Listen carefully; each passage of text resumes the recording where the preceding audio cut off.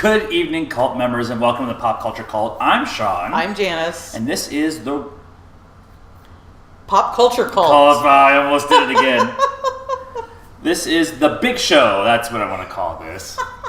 This is your one-stop shop for everything, not Star Wars. That's the other show. That's normally on Tuesdays. Normally on Tuesdays, but it's not this week because we're recovering from Phoenix Fan Fusion. Right. And the holiday weekend, and Josh was like, I'm gonna just stay home. Yeah. So, but we wanted to do an episode this week, and not a ton of stuff because of the holiday. We're going to see Rocket Man this week. Yep. Probably Godzilla. Yep. If we can get Flix to load their movies, Fandango. movie time stuff. Fandango. Yeah, but Flix. Oh, Flix. We're going to Flix. We're going to go to Flix. It's down the street. We're having a conversation. It's fine. This last weekend, movie-wise, Aladdin did 86 million or something like that. Wow. So yeah, they did it really good.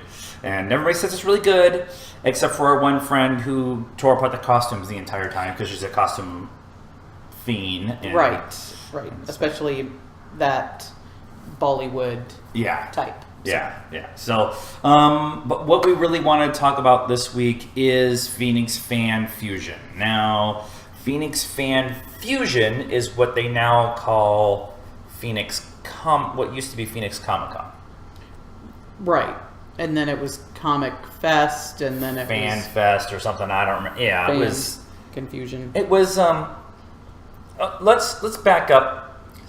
We started going. I went to a couple of cons on a Saturday by myself to work in our other hobbies booth. Right. And just went for the day in medieval garb, hanging out, watching people walk by, trying to get people to come to join the organization. And after a couple of years, I decided that I wanted to go, not be part of the booth and actually go. Right. And I convinced Janice to come along one day.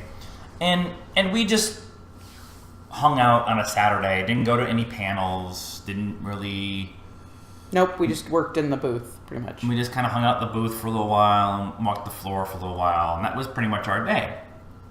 The following year, so this is now in my fourth year attending, it was January, we're watching playoff football, hotel rooms became available for the con that was going to be happening that June.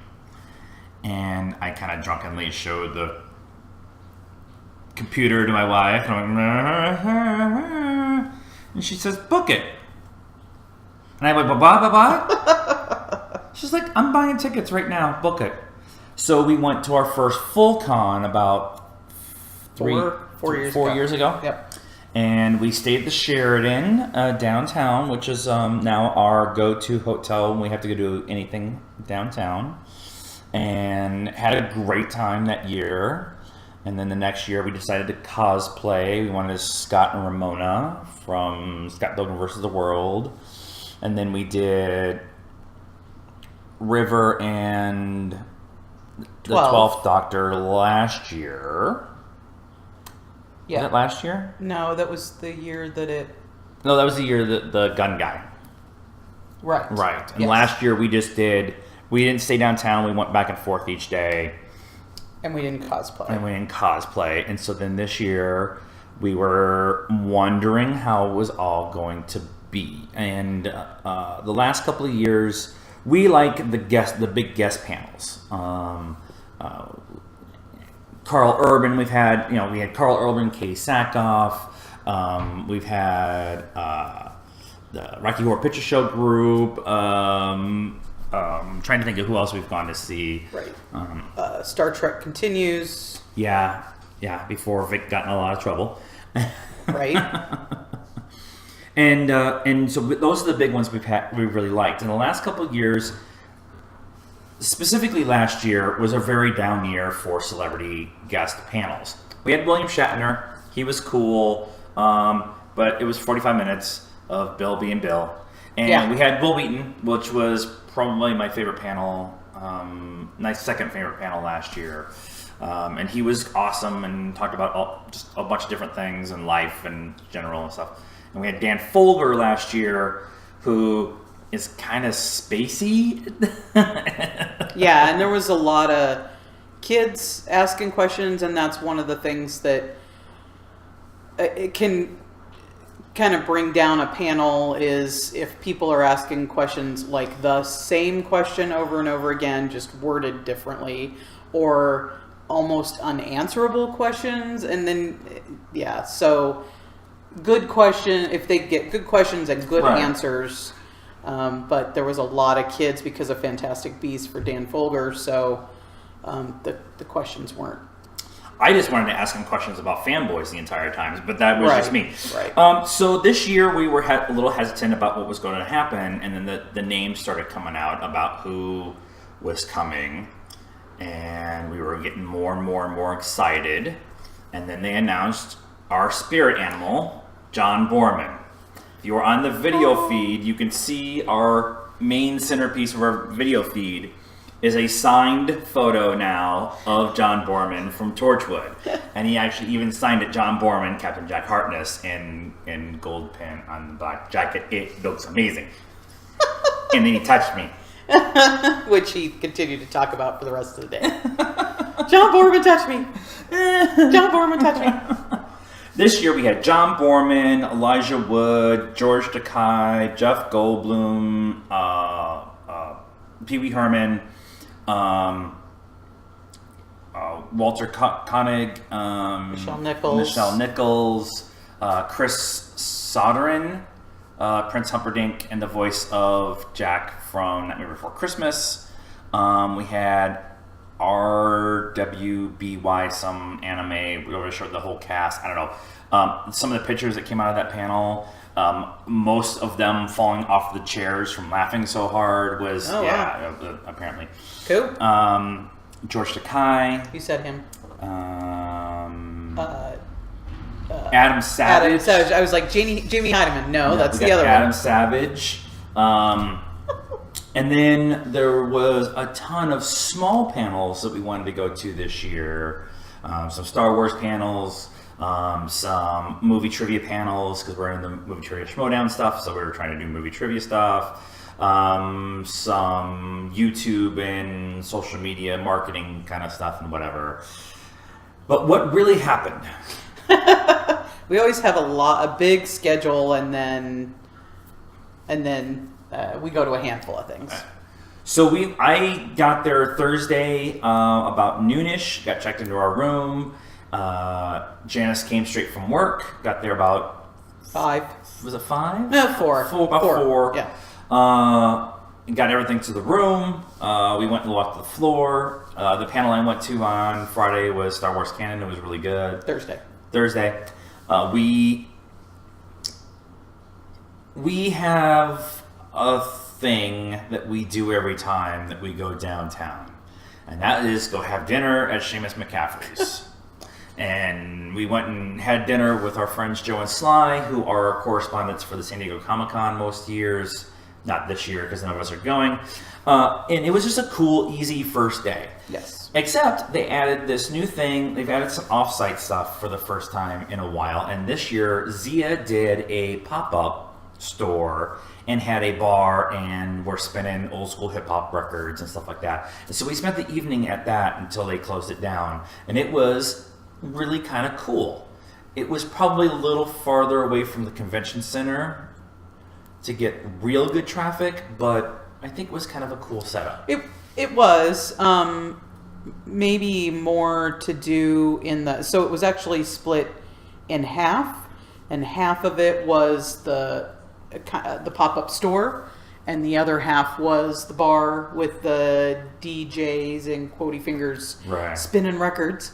And there really wasn't a whole lot to do in the bar side. I mean, other than obviously it's a bar, but like maybe if they put some games, some pinball machines or something in there. Yeah. Because you just go and sit at a table and drink. No TVs. And then that's it. Just the DJ spinning tunes in the background. Yeah. And So- overall, I like the general idea for their first try. I Yep. think it was really cool. I think now that I wonder how it did and if they'll be able to modify it, add onto it and whatever for the next year. Yep. Friday was our big let's pimp the show day. Let's take photos of all the cosplayers and the booths and do.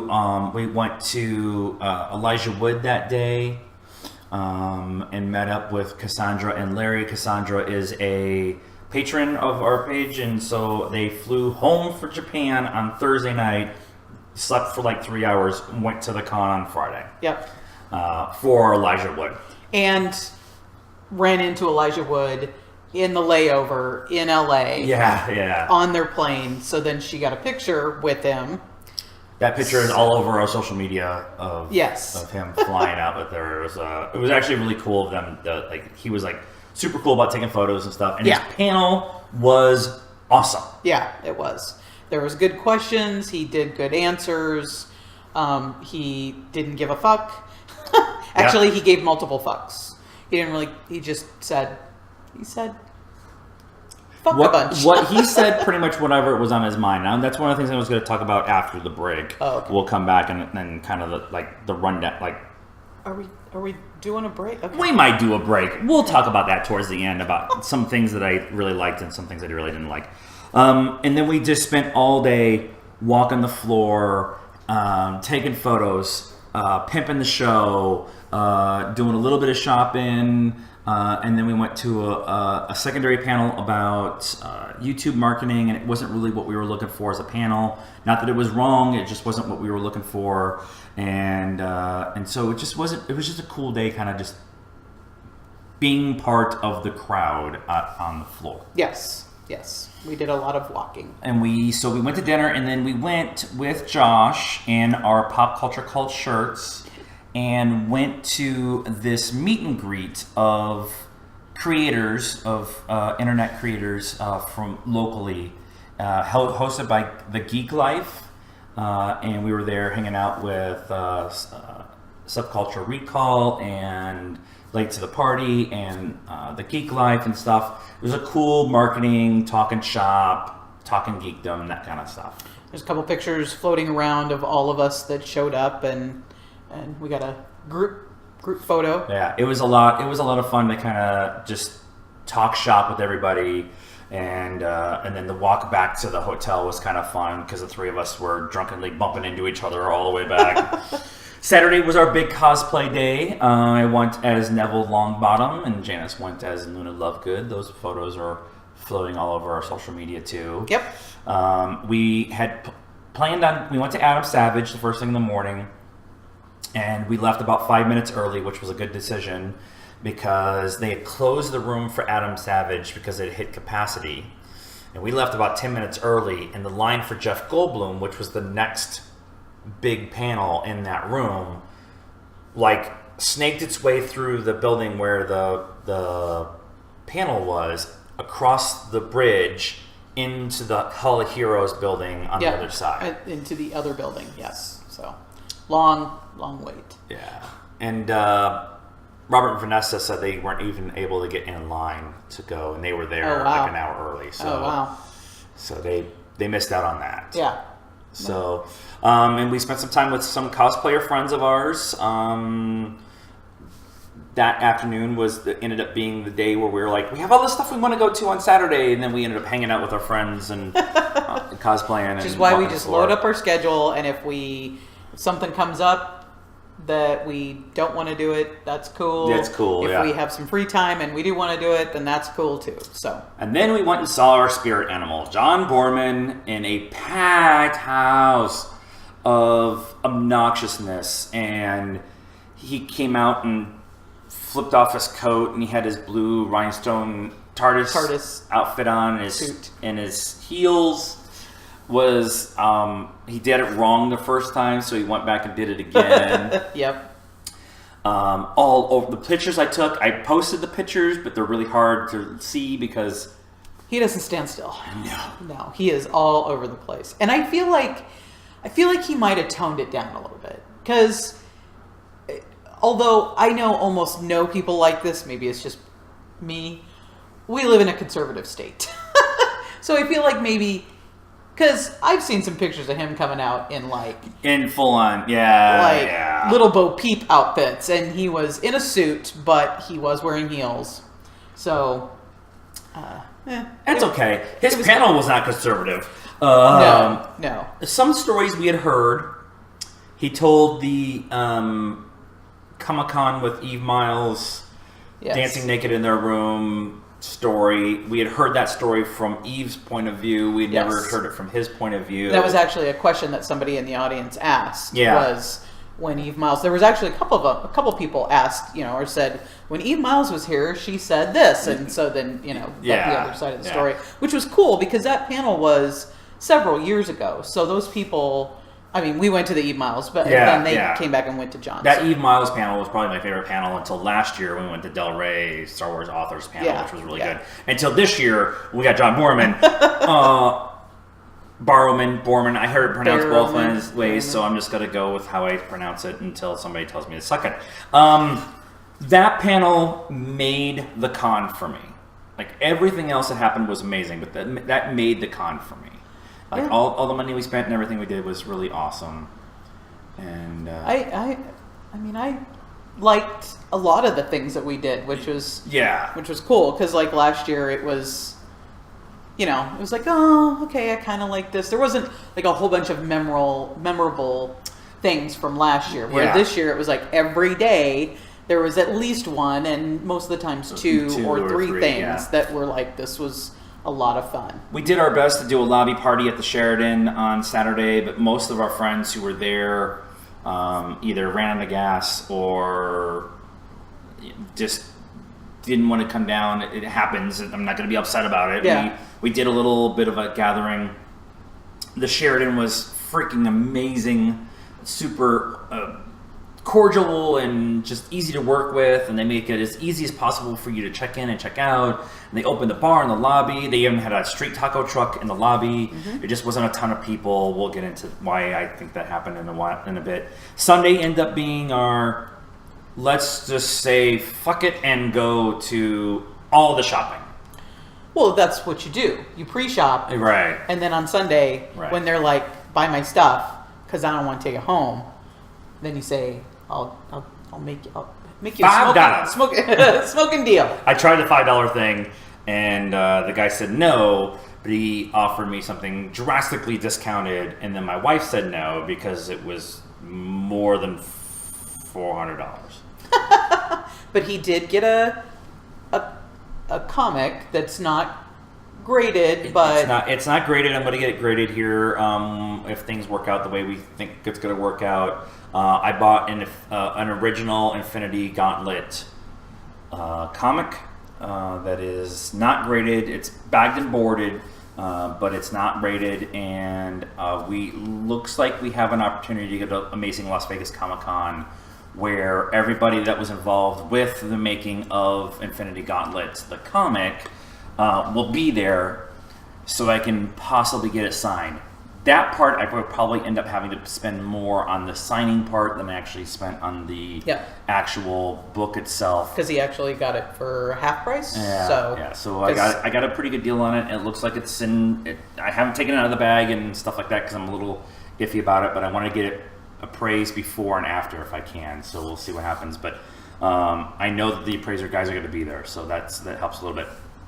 We got artwork and Funko Pops, and we both got really awesome Comic-Con themselves shirts. Saint Stan's amazing shirt. We got magnets and we got stickers for maybe possibly new cars, and like just not crazy, but we won the shopping point is what it came down to. A lot of little things. We got a couple of more. The pictures were more expensive, but they're very cool. I need to order some. We need to order some frames. Yes. And then we ended the weekend by going to the Van Buren and going to the Rave of Thrones EDM show with Christian Nar, who played Hodor. Narn, who played Hodor in Game of Thrones. He's a DJ. We've been listening to him a bunch, and he was He came and he played for about an hour and 45 minutes, and Michael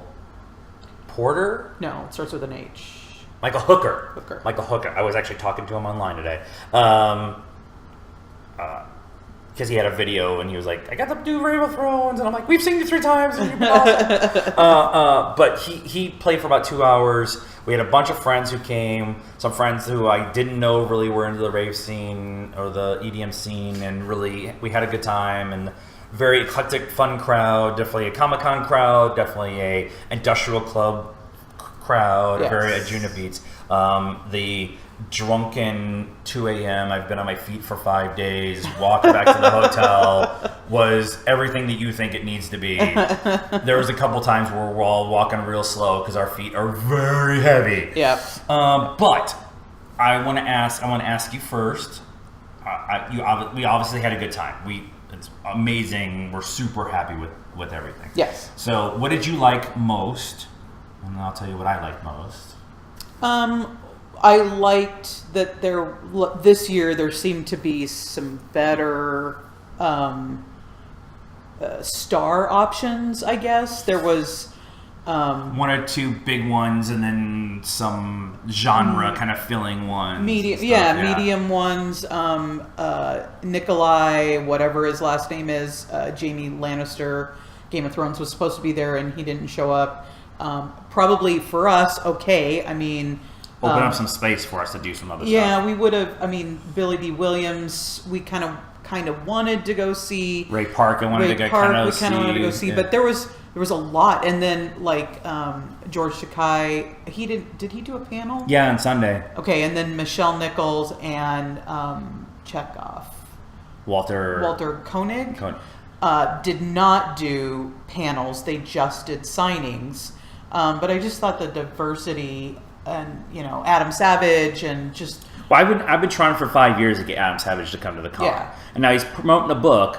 But I've been wanting him. I wanted him to do him and Neil deGrasse Tyson. Have a big Neil Gaiman. It would be a cool thing for them to do just a room one day of more sci-fi based science or astronaut guy who brought his guitar. I always forget his name. That he would be amazing because I've actually heard him. He was very into social media while he was up there. He would be cool to just get more of a sci-fi technology based track. Do it more maybe track based. But they had a bunch I had a good time. That was what I liked. Had a bunch of science based stuff.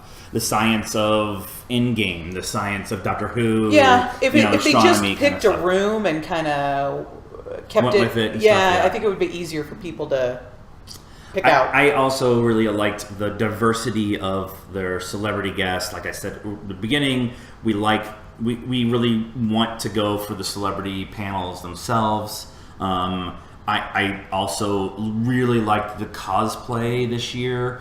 Yeah. The cosplay seemed like it upped the ante. I watched a video today from Parks and Cons who came out, and they got a bunch of the 501st did a 50-person stormtrooper parade and we missed it. There was one of the Autobots, the AZ Autobots group. Yep. We missed them. They all walked around Umbrella Academy, Umbrella Company, and then just random cosplayers and just all the different things. And it was that was really one of my favorite things. Some things maybe you didn't like. I know one thing that we're probably going to be on the same page with. Yeah, the main thing that I didn't like was the inconsistency of the security, and a couple other people have said the same thing. Like one day you go through and the people don't even hardly look in your bag, and then the next day you go through and they make you dump out everything and open every zipper and dig through it. I know that there were some people that had problems with the convention came out 2 days before the con and said no outside food or drinks, and people are like, you're not forcing me to pay the prices inside, and the options aren't always the greatest. Right. And so then you have to leave, and then you've got to come back through and consistent, maybe possible long lines of security. Right. That I said this over the weekend, and I'm gonna kind of amend it a little bit, but I'm gonna stay by it, and that is, I think the security at this point in time is heavy-handed.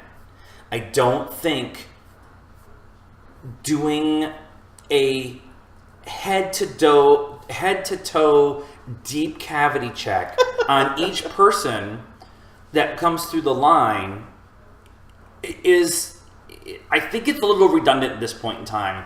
We have some friends who are fans that are vendors, and they made a point of saying that they have to go through security each day too. And the joke that one of them was making is that if they wanted to come in with a bag full of guns, they would have done it when they dropped everything off on Wednesday. Right, it would be in the crate over there with all the rest of their stuff. Where that's not getting checked, and it's kind of sucky the way to put it, but it's the truth that I know they have to do something. I just feel like it's too much at this point in time.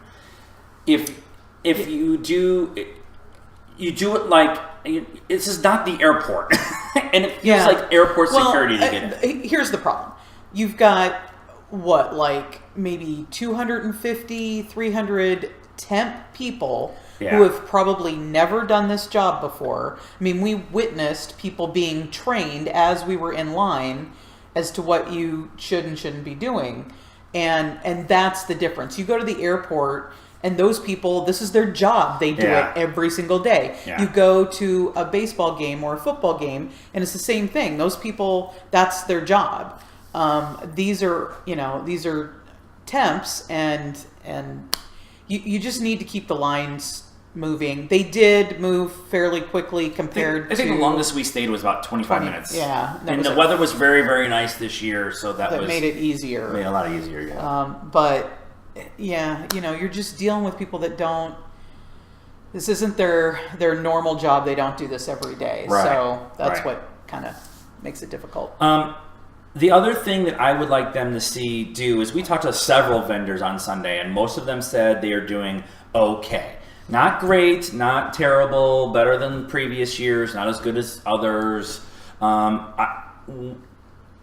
Consistently, all of the vendors were saying, of course I'd like to do better, I'm happy with what I did. However, the best years I had were when they did the Thursday open, they gave away free tickets. Right. And there's nothing, I mean, there's some panels, but it's mostly shopping on Thursday. And the doors don't open till 3.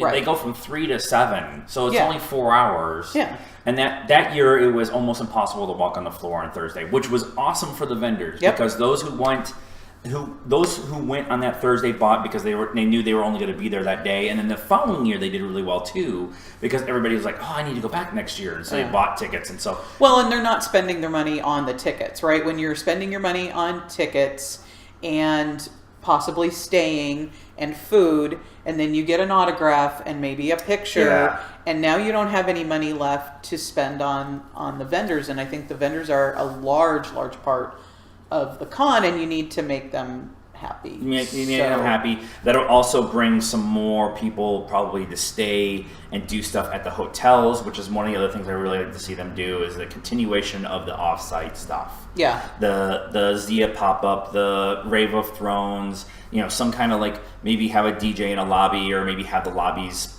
dressed up or whatever, to kind of just to, I really like the Sheraton. They did a great job. I'm never going to complain about what they're doing.